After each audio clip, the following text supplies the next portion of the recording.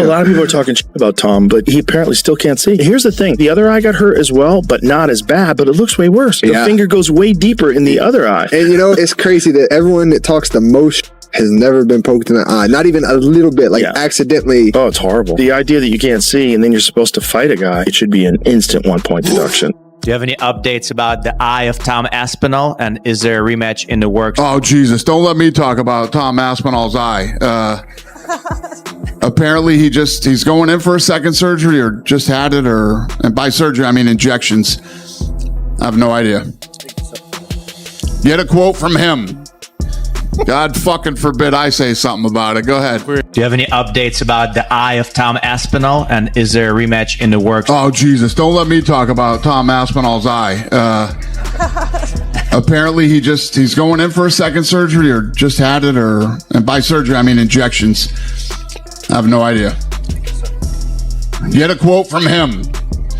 God forbid I say something about it. Go ahead. RoganDana. Jeez. How close did you think you were to Here's your quote. Catching strays, aren't I? Catching strays in my own living room on a Sunday morning. Joe Rogan has recently weighed in on reports suggesting that Tom Aspinall may have been cut from the UFC, and the MMA community is buzzing because of it. To be clear, there has been no official confirmation from the promotion. Still, Dana White's recent remarks downplaying Aspinall's eye injury, along with weeks of awkward interactions, strained exchanges, and what many fans see as public snubs, have fueled speculation online. According to the narrative gaining traction, this situation may go beyond injury concerns and point toward personal friction. While Rogan didn't explicitly verify any claims, his response raised eyebrows. He openly questioned why the UFC would even consider sidelining a heavyweight like Aspinall, emphasizing that he's among the most dangerous, athletic, and complete big fighters to emerge in recent years. That's where the debate really takes off. By most accounts, Aspinall did everything the right way. He accepted fights on short notice, served as a backup champion when needed, and stayed professional while the long-running Jon Jones situation dragged on for more than a year.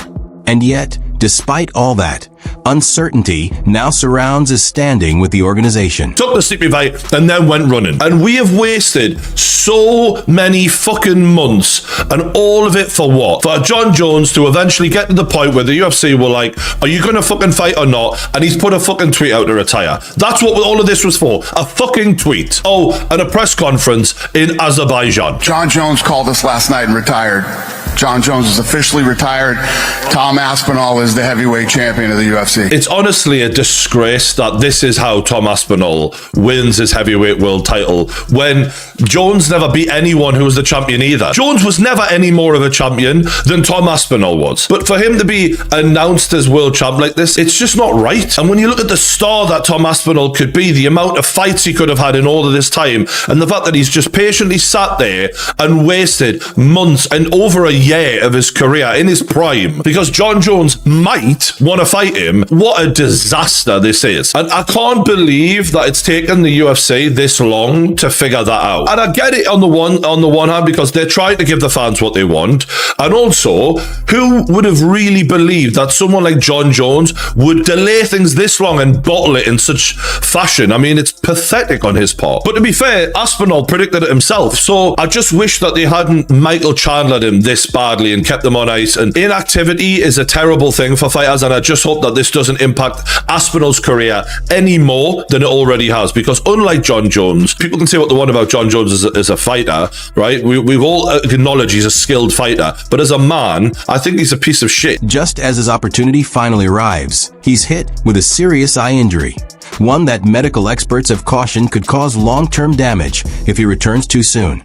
Rather than receiving understanding, his situation appears to be minimized. Instead of being protected, he seems pushed to the side. That's why this rumored breakdown feels especially messy. Dana White's recent remarks didn't come across as simple frustration. They carried a sharper, more personal edge. Offhand jokes about injections and a reluctance to clearly address the injury only added fuel to the fire. And just so everyone wants to know as well, obviously, you've been pretty clear in what you've said back to Cyril, but surgery now is the focus, and then we'll kick on to 2026, right? That's the plan. That's the plan. By the time this is going out, Probably I've had surgery on one side already. Next surgery's coming mid-January, so we're working towards getting back, and that's the plan. It was really bad how it looks, and he said you can't train your eyeballs to be stronger. Here's what it is: protection here and here, but he obviously got no protection because the fingers were straight in. The fight should have been stopped. He couldn't see. It was a foul. He couldn't see. Then you can't fight. You know, if he'd have got knocked out with a head kick next, then it would have been worse. I don't know. And then he said, sometimes when your eyes here like that, it can become displaced and stay there. And they did a few tests on that, and they said it doesn't seem like that. And his vision on the eye that's the best eye, his eye wasn't following properly, so the muscles weren't working strong enough to go this way. This one just wasn't working that good at all. So we've got to have additional tests further this week, and Moyes is sorting the tests out for us, and he's got to have a CT scan. He got fingered, 2 in the eyes. One of his fingers even went in his mouth. Oh, like it was deep.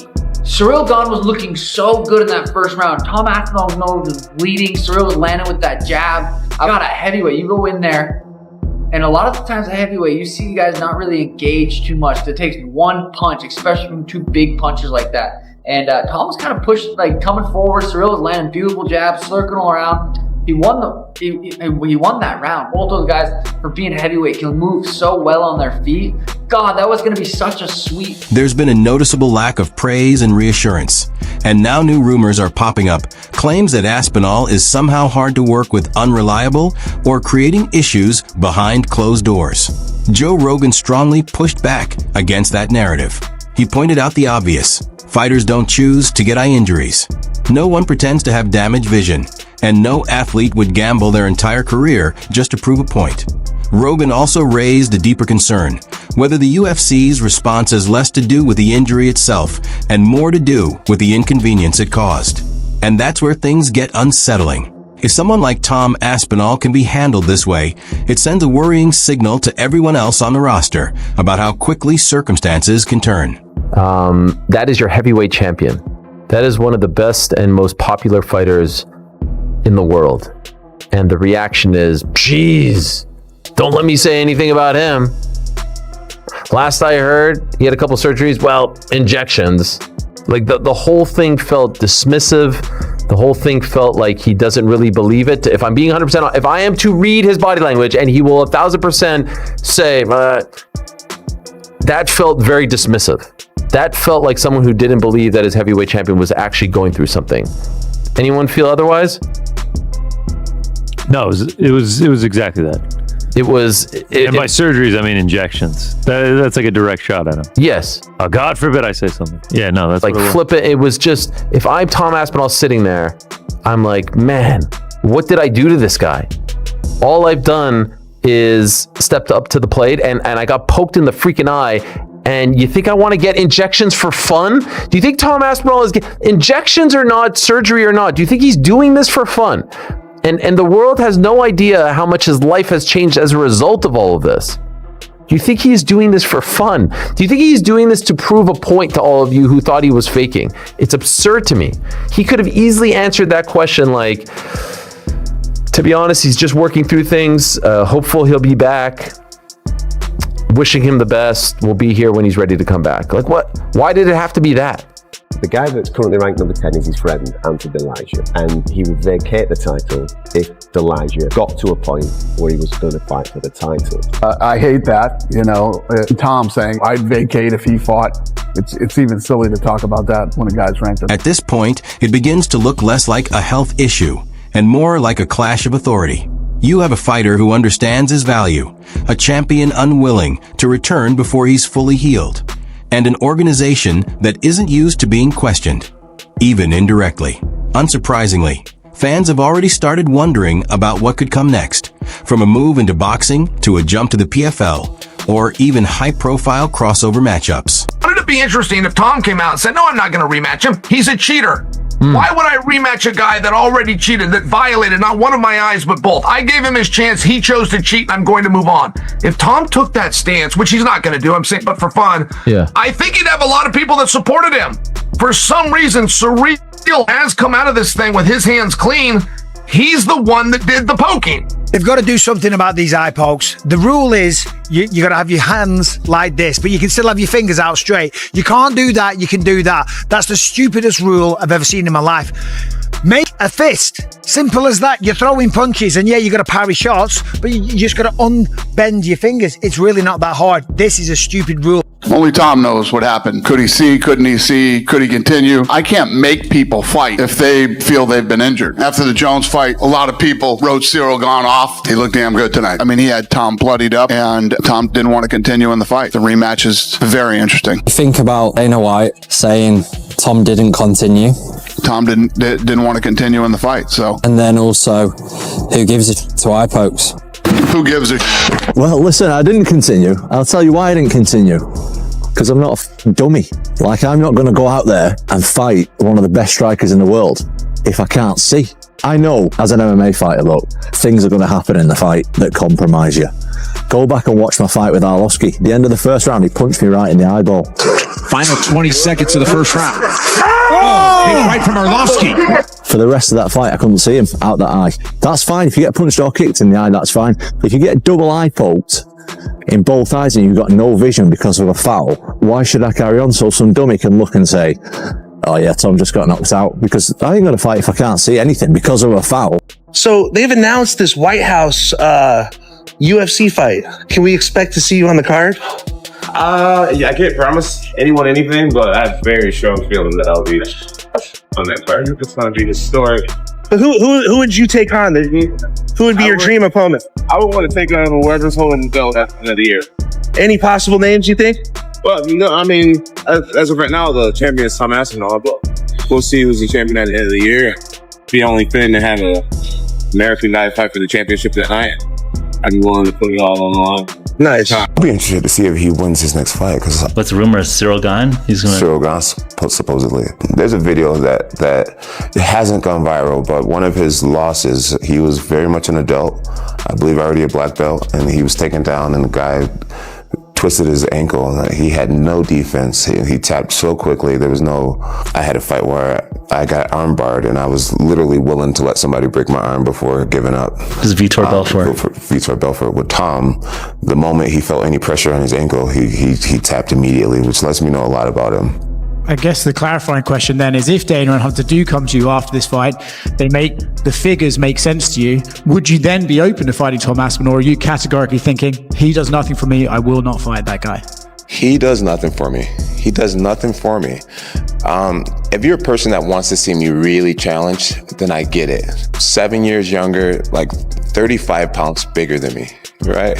I get it. It's like, wow, this John's so good. We finally found someone way younger and way bigger than him. Let's see how he does against that. I get that narrative. But for me, if you were my manager, if you were on my team, why not fight against Pereira, a guy who's the same age as you, and we walk around the same exact size? Business-wise, it makes more sense. Fight I'm gonna call him this, fight the nobody that may be more dangerous, or fight the guy with all the accolades who's incredibly dangerous, but it actually will affect your legacy. And Tom Aspinall is a very good man, in my opinion. And I just hope he gets the treatment that he deserves for the remainder of his UFC career, because this hasn't been good enough. The one good thing to come out of this for Tom Aspinall, other than the heavyweight title, is kind of his aura now. When the greatest of all time won't even step in a cage with you, it builds up who you are, right? You have that fear factor of the guy who everyone was scared of is scared of him. How fucking good is Tom Aspinall? Very good is the answer. And it's funny because in all of the posturing that Jon did, in the tweeting and the interviews, and I don't care, I don't want to fight him, he doesn't do anything for all of that coping that we witnessed, where he was trying to say everything he could to make himself feel better about not wanting to fight this guy, and telling us all how unbothered he was in fighting Tom Aspinall, showed exactly how bothered he was. Because Jon Jones, even though he thinks he's smart, he's a child, right? And he doesn't realize in all of that coping, we can read him like a fucking book. And all he's done is kind of promoted Tom Aspinall for an entire year in this tour that he's gone on, in showing you're scared of him, mate, and we fucking know you are, because actions speak louder than words. And Jon Jones has moaned his entire career about fighter pay. He named his price, Dana White gave him it and said, yep, no problem, and he still turned down the fight. This is a man motivated by money. He never shuts up about it. You get your biggest payday ever, and you still haven't got a ball. Aspinall is reportedly nearing the end of his current UFC deal, with only a handful of fights remaining. Members of his team have already suggested that boxing could offer bigger paydays and far more control over his career. If the UFC truly is easing him out, this could be a turning point with major consequences. Joe Rogan captured the gravity of the situation best. Letting a fighter like Tom Aspinall slip away due to ego or internal politics wouldn't just be embarrassing. It would mark a serious failure at the leadership level. Athletes of his caliber don't come along very often, and once they leave, there's no replacing them.